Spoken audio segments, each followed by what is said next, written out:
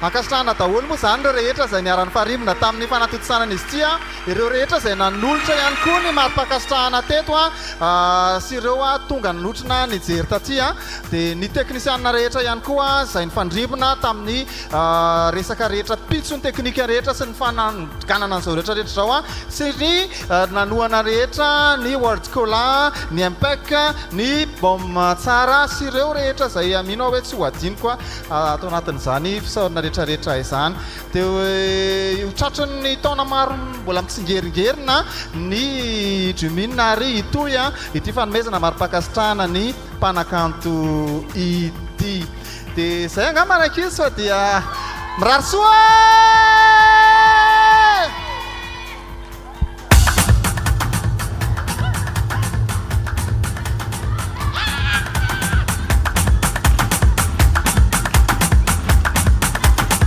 This is Nitu on the beat.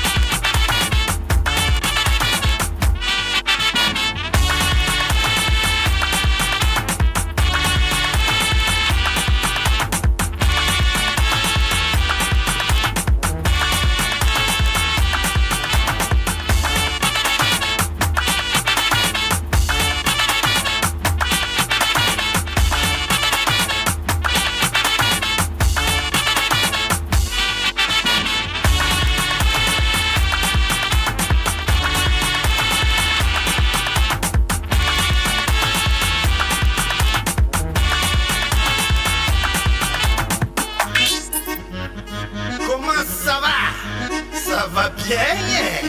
Vous voulez de l'ambiance ou quoi? Ok, tout le monde sur la piste, on y va.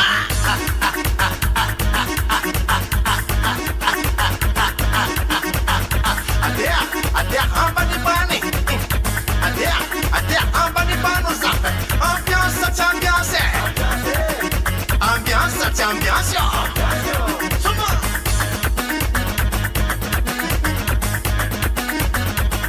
Adam Zakata Diabno Zing.